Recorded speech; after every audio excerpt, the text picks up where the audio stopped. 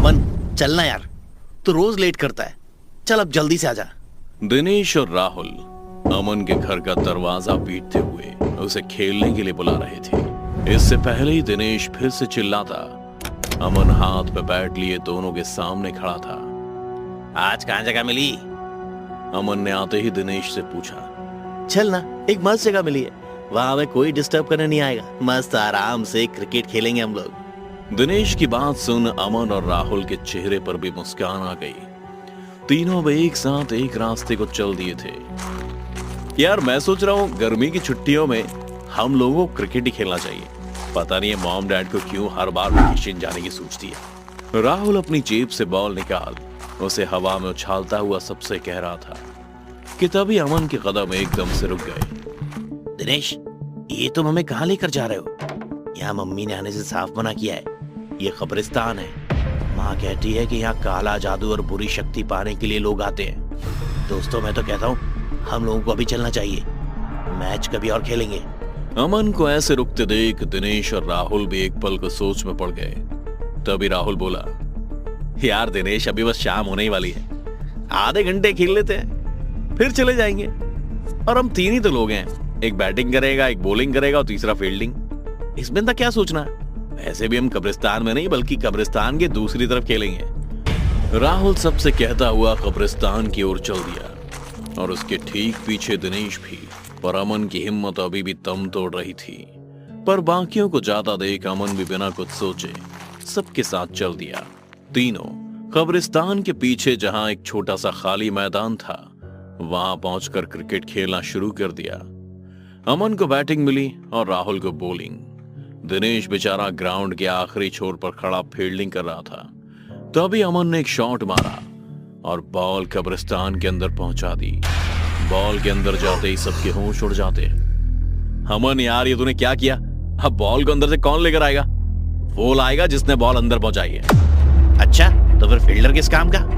Ball तो उसे रोकनी चाहिए थी ना। अच्छा, तू कहीं भी मार देगा तो मैं कहीं से बॉल थोड़ी ना ले आऊंगा। तीनों दोस्तों में तर्क वितर्क चालू हो गया। बॉल को लेकर तीनों में बुरी बहस छिड़ गई कि अचानक ही बॉल खुद ब खुद कब्रिस्तान से वापस आ गई। बॉल को वापस आता देख तीनों चौंक गए।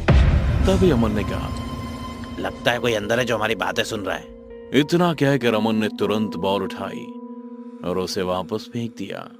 बॉल एक बार फिर अपने आप वापस आ गई। तीनों दोस्तों को यकीन हो गया था कि जरूर कब्रिस्तान के अंदर कोई है। कौन है अंदर? दिनेश ने चिल्लाते हुए पूछा, पर दीवार की उस तरफ से कोई आवाज नहीं आई। तो इस पर अमन ने बॉल को दोबारा कब्रिस्तान के अंदर फेंक दिया। बॉल एक बार फिर जाकर वापस आ गई। अब सबको इतना यकीन हो गया था कि कब्रिस्तान के अंदर जरूर कोई है जो बॉल वापस दे रहा है, बस बोल नहीं रहा है। क्या आप हमारे साथ क्रिकेट खेलेंगे? इस बार राहुल ने जोर की आवाज लगाई, पर इस बार भी उसका सवाल खाली ही गया। तीनों बेचैन हो उठे थे। जब किसी से भी रहा नहीं गया तो तीनों एक साथ कब्रिस्तान की दीवार पर चढ़कर अंदर झांकने लगे। अरे कहाँ गायब हो गए? कोई है क्या? बॉल कौन वापस फेंक रहा था? जरा सामने तो आओ। अमन जोर जोर से किसी को पुकारता हुआ आवाजें लगा रहा था। सभी बच्चे अब एक पल को शांत होकर कब्रिस्तान की दीवार पर बैठकर पूरे कब्रिस्तान के सन्नाटे को महसूस कर सकते थे। सबकी नजरें कब्र से होते हुए एक पेड़ पर जा रुकी, क्योंकि उस पेड़ से उन्हीं के हम उम्र का एक बच्चा पेड़ की डाल से उल्टा लटक झूल रहा था। अच्छा, तो तुम थे जो बॉल फेंक रहे थे? हाँ, मैंने ही बॉल वापस फेंकी थी। तुम्हारे इतना बोलने पर भी तुमने हमारे सवाल का जवाब क्यों नहीं दिया? क्योंकि फिर तुम मुझे बाहर खेलने के लिए बुलाते और अब्बू ने मुझे इस कब्रिस्तान से बाहर जाने से सख्त मना किया है। कहते हैं कि असली शांति यही मिलती है, बाहर बहुत शोर शराबा है और अंत में सबको यही आना होता है। तो फिर यहाँ से बाहर क्यों जाना? अरे तुम चिंता क्यों करते हो? तुम बाहर नहीं आ सकते तो क्या हुआ, हम लोग तो अंदर आ गए। इतना कहकर तीनों ने कब्रिस्तान के अंदर छलांग लगा दी। पर अब सबकी नजरें एक खाली मैदान को तरस रही थीं, जहां वो लोग खेल सकते थे। इस पर पहले से कब्रिस्तान के अंदर मौजूद उस बच्चे ने खुद ही कहा, क्या हुआ? खेलने की जगह ढूंढ रहे हो क्या? चलो आओ मेरे पीछे, मैं तुम्हें एक जगह ले जाता हूँ। इतना कहकर वो बच्चा अपने साथ दिनेश, अमन और राहुल को अपने साथ लिए खाली मैदान की ओर चल दिया। जगह तो अच्छी थी, पर कब्रिस्तान के दूसरे कोने पर थी। सबने अभी क्रिकेट खेलना शुरू ही किया था कि शाम हो गई और तीनों ने एक दूसरे से फुसफुसाते हुए कहा, अब जल्दी हम लोगों को घर चलना चाहिए, वरना माँ बहुत गुस्सा करेंगी। अच्छा हम सब चलते हैं, कल फिर आएंगे तुम्हारे साथ खेलने के लिए। दिनेश के कहते ही अमन और राहुल उसके पीछे चल दिए, पर अब हालात पूरी तरह से बदल चुके थे। तीनों दोस्त अभी कुछ ही कदम दूर गए थे कि तीनों एकदम से हवा में उड़ने लगे। अमन, ये हम सबको क्या हो रहा है? हम लोगों को हवा में किसने उड़ाया? पता नहीं दिनेश, ये सब कौन कर रहा है? सभी बच्चों को डर सता रहा था। सबकी जान उनके हलक में अटकी हुई थी कि तभी राहुल ने चीखते हुए कहा, दिनेश और अमन, वो देखो, वो बच्चे को, वो ये सब कर रहा है। राहुल के इशारे पर जब अमन और दिनेश ने भी उस बच्चे को देखा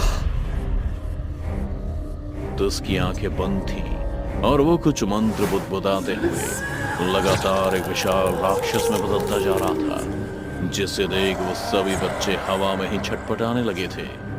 उन्हें अब उनकी मौत साफ दिखाई देने लगी थी।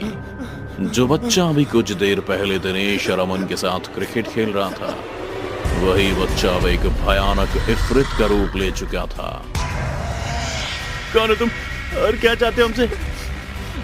देखो, तुम्हें जो कुछ भी चाहिए मैं पापा से तुमको दिलवा दूंगा, प्लीज हमें छोड़ दो, प्लीज हमें जाने दो। अमन और राहुल रोते हुए उस इफ्रित से कह रहे थे, पर उस राक्षस ने तीनों बच्चों में से किसी की नहीं सुनी। मैं इफ्रित हूँ, इफ्रित, और तुम तीनों मेरा शिकार हो। अब तुम्हें मुझसे कोई नहीं बचा सकता।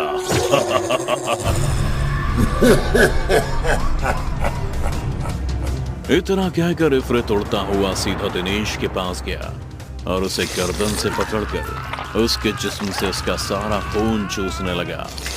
दिनेश को अपने सामने तड़पता देख राहुल और अमन की रूह कांप गई थी। इफ्रित को इतनी बेरहमी से दिनेश को मारता देख अमन और राहुल का डर के मारे खून सूखने लगा था। दिनेश के बदन से सारा खून इफ्रित चूस चुका था, पर दिनेश का मुर्दा शव अभी भी हवा में ही लहरा रहा था। दिनेश को खत्म कर इफ्रित का अगला शिकार राहुल था। इफ्रित ने राहुल के साथ भी वही किया जो उसने दिनेश के साथ किया था। इफ्रित ने पहले तो राहुल का सर पकड़ उसकी दोनों आंखें फोड़ दी। राहुल को तड़पता देख अमन की आंखों से आंसू नहीं रुक रहे थे। फिर इफ्रित ने अमन की आंखों के सामने ही राहुल के बदन का सारा खून पी उसे मुर्दा कर दिया। दिनेश के साथ दरिंदगी और राहुल के साथ होती हैवानियत देख अमन के डर के मारे दिल का दौरा पड़ गया। इफ्रित ने अभी अमन को छुआ ही था, लेकिन अमन तो पहले से ही मर चुका था। पर इफ्रित ने अमन के मुर्दा शरीर को भी नहीं छोड़ा। उसने उसके साथ भी वही किया जो उसने दिनेश और राहुल के साथ किया था।